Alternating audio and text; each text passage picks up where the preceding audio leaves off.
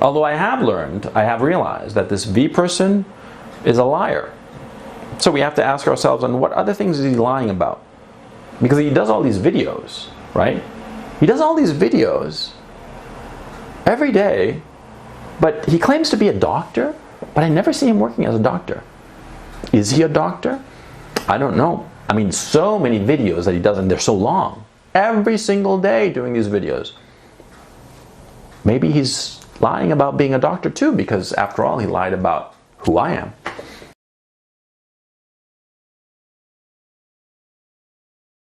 A friend of mine yesterday told me that I had been mentioned in a video, and I missed it. I missed the mention completely. It had been about a month ago. And it was a mention, I don't know what you want to call it, that this individual V said about me. And I want you to hear it first so that you have some context. So let's see what else. He talks in and dabbles down. Imagine my shock. Okay, you're not saying that he's wrong. And again, like Coach Red Pill, Kraut, why are you doing this to yourself? I don't understand this gentleman. He insulted me on the Twitter for no reason. Like, I was watching porn and jerking off, which is something haram, according to Coach Red Pill. He and the Muslims agree. You shouldn't jerk off. Do you know this? Like, this is what I understand. Like, on his video, he tells people not to jerk off. It's a biological fact, dude. Like, women, they release their pent-up energy when they're menstruating. They release it. Men need to stroke the schnitzel. Unless we live in medieval times when marriages are arranged and you marry at, like, I don't know, 9 years old, and then you can have a wife to fuck, you have to stroke the sword. I stroke the sword. The person listening here strokes the sword, and you stroke the sword as well. Jesus Christ, like, I really hate these people that are like, no, I never masturbate. Like, right, so, anti-masturbating coach, you know, he's probably like the opposite of a dating coach. The dating coach, what do dating coach say about masturbation? I need to find out. But he's very Islamic in his beliefs when it comes to masturbation. So, why are you doing this to yourself, right? Now, as you can see, this was because of some events that happened with Kraut and Tia. It's long and tedious, I'm not going to go into it. Now, insofar as this individual, he was criticizing me, he wanted to criticize me about what I'd said about Kraut and Tia, that I thought that he was committing some sort of suicide, and which is in fact what he did. Kraut and Tia has just wrecked his reputation, and he is just gone. And I don't think that we're going to be seeing him again.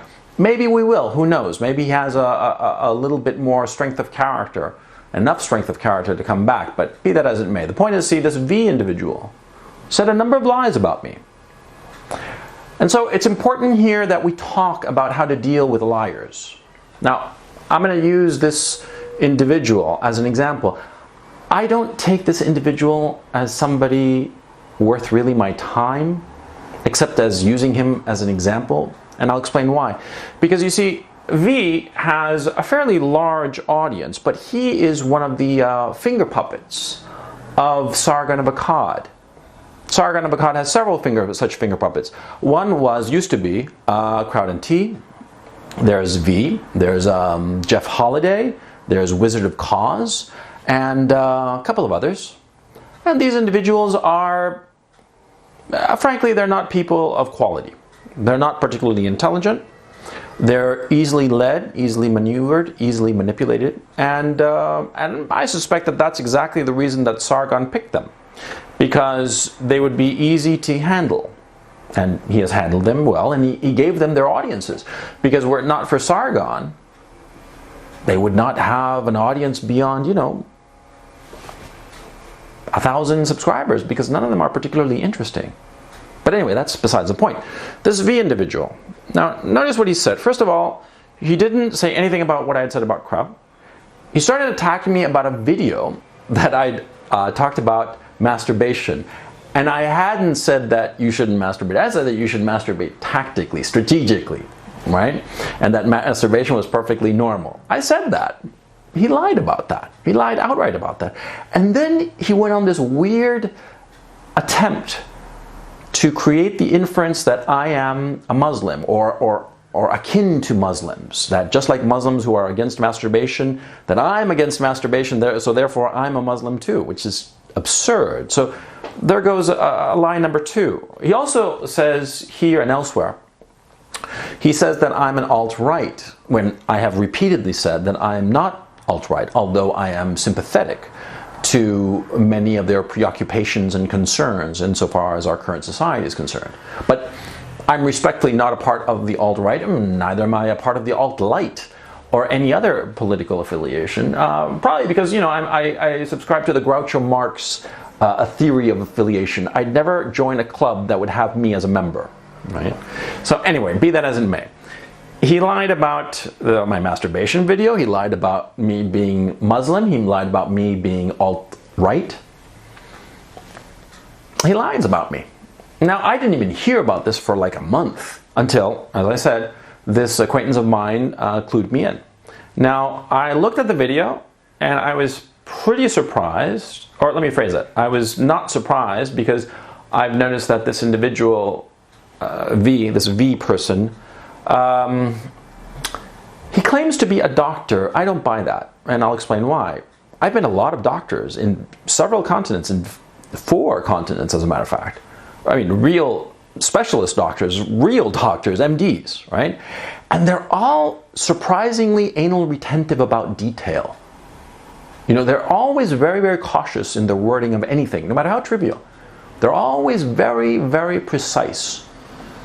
And obviously this individual, V, is sloppy with his lies because all the lies he said about me are demonstrably not true. So, my point. How do you deal with a liar, such as V? The first thing you have to do when you hear about a lie is you have to stop and think to yourself, will anybody reasonable believe this bullshit? Suppose that the big lie about you is that you're the reincarnation of Adolf Hitler. Okay, nobody's going to believe that. That's just absurd because, you know, we all know that Donald Trump is the reincarnation of Adolf Hitler. So when you hear a whopper of a lie about you, you have to laugh about it. Okay? You have to laugh about it and discard it, not even pay attention to it. The very fact that you laugh off a lie or even exaggerate it for effect signals everybody that the lie is so much bullshit. Okay? But when it becomes plausible, that's when it becomes very, very tricky. Okay? A lot of times, a lie can become the truth in the perception of other people. Okay? And so you have to be very careful, and this is an issue of fine-tuning. The more plausible the lie, the more aggressive you have to be in combating it. Because if a plausible lie starts settling into the minds of people, not even a crowbar will be able to dislodge it. A plausible lie can wreck you. Now, why does this matter? Well, very obvious. Because you see, we live in a social world. We deal with other people all the time. Right? Now, when you're dealing with other people, you need them, and they need you, and you interact with each other. And as you interact with people, as they get to know you, as you work with them, as you show that you are capable, you build political capital. When you build up your standing among other people, you can eventually ask them to help you. Because that actually is the point of it all. The human relationships that you build are so that at some future date, you can ask people to help you. Perhaps it's something trivial. You can ask a friend at work, you say, you know, Bob, can you help me move from my old apartment to my new apartment and help packing and shit like that? And it's trivial, and I'm sure Bob will do it if he's a casual friend. But if Bob, you know, if you need something more serious done, you need a lot of political capital with Bob. For instance, you're thinking of leaving your bank and starting up your own bank, so you need to have a lot of political capital built up with Bob so that you can say to him, Bob, I'm going to start my own bank. I need you to be my CFO and come with me and start this thing. You know, I mean, you see? A lie about who you are is information that other people, the people you know, the people in your social circle, they find out about you and it diminishes you in their eyes. And that's why you want to be very, very alert to any lie said about you. Never, never, never feel that your reputation will save you. Because a lot of times, even the most sterling reputations can be destroyed by a well-placed lie. A reputation is something that you have to guard. When you hear a lie, a potentially truthful lie or a plausible lie about you, you go and attack it. And how do you attack it?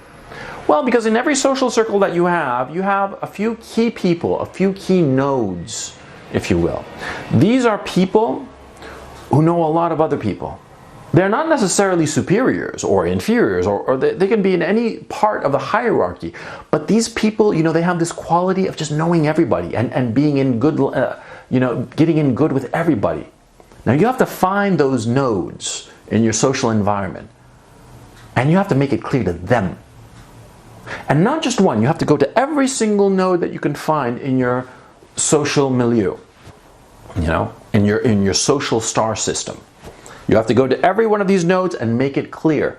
Tell them the truth. When you just appeal emotionally, it's hard for people to get behind you. You need to give them something, even if it's a very slender fact that might lead people to conclude that you are not guilty of something or not guilty of this lie that somebody's saying about you. You have to give them that. You have to give them a little bit of something, a little bit of fact. Okay? And that's the most important thing, because if you can give them a fact, then they can, with confidence, say, oh no, this lie about my man, it's bullshit. Because that's what you want people to say, that it's bullshit. Now, this lie here, insofar as V is concerned, I'm not worried about it at all. Because nobody believes it. Because it's just a bunch of bullshit. Oh yeah, I'm a Muslim? Sure. I'm alt-right. I've said I'm not, and I know that the alt-right do not consider me a member of the alt-right. What was the other thing that he said? Muslim? Oh, and that I was all against masturbation in the video. I'm not embarrassed by the video.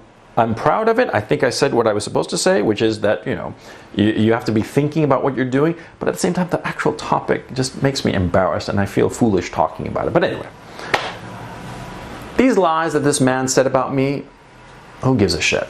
Nobody cares. Nobody believes it. But, see, if it had been something a little more plausible, see, then I have to do something about it, right? I'd have to answer them. Now, and here comes the final issue. It's the fine-tuning. When does a lie stop being outrageous and become plausible? That's a serious problem, okay? And I cannot tell you a rule, okay? Because V lied outright about me, and it was just grotesque lies about me. And so nobody cares. Nobody believes him. The only person who got hurt is himself. He looks like a fool. I mean, you see that video. But anyway, he said grotesque lies about me. Imagine he had said incredibly plausible lies about me. Where is that point? And that's the problem. It's like the grayscale. Where does, you know, gray start being more black than white, or more white than black? See, that is something that is very, very difficult to measure. A lot of times, some lie will pop up that is extraordinarily plausible but easily refutable. Now there, you have to, you know, move your little feet everywhere to all these little nodes that I spoke of, and contact them all and show them, you know, like for instance, example, somebody robbed the bank, right? And you say, hey, look, I was here in another city. Or like this case of this man, there was this woman who was walking along some bridge in London, and some jogger came and shoved her in front of a bus, and she nearly got hit by the bus. And they arrested some guy who looked exactly like that guy, like the jogger, and you know, the same build, and lived in that area and stuff. And it turned out that he had been in the United States when the whole thing happened, and it was instantly proven and instantly shown that he had nothing to do with it, because he'd been a whole ocean away, right? See, when something is plausible, you have to go out there guns blazing with the proof and knock that lie out as quickly as possible, because you never want a plausible lie to be festering. That's the one thing that you have to prevent at all costs. Never, ever, ever count on your reputation to save you. Okay? Never. You hear a plausible lie about you, you aggressively go and fight it with hard proof as quickly as possible. Don't hesitate. Don't say like, oh no, people aren't going to... Bullshit. Because people tend to believe the worst. It's easy to believe the worst. And also, it squares with our prurient interest. You know, oh, did you hear that Johnny Smith was like, raping donkeys and diddling himself wherever when he went to Thailand, you know? Ooh, he went to Thailand. What do you think he was doing there? That kind of thing can ruin you. So you have to be very, very aggressive, especially with the plausible lie. Now, with the implausible lie, don't worry about it. Okay, this is something from experience. And in the case of this V person, why do you think I didn't mention V's name in the title of this video? Because what's the point of drawing attention to it? There's no upside to me drawing attention to it. Although I have realized that this V person is a liar. So we have to ask ourselves, on what other things is he lying about? Because he does all these videos, right? He does all these videos every day, but he claims to be a doctor, but I never see him working as a doctor. Is he a doctor? I don't know. I mean, so many videos that he does, and they're so long. Every single day doing these videos. Maybe he's lying about being a doctor too, because after all, he lied about who I am. See? You see, that's the beauty of it. When a liar says something stupid, he's the only one left vulnerable. And by the way, just so that we're really, really clear, I think that V is lying about being a doctor, and I won't believe that he's a doctor until I see some sort of accreditation from some institution that I actually know of, some British or American accreditation. Because him saying that he's a doctor, I think it's bullshit. Why do I think that?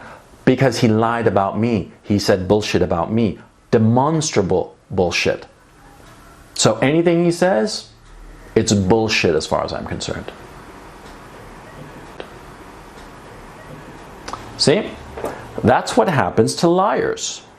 They lie about you, and if you do the job right, nobody will ever believe in them in anything ever again.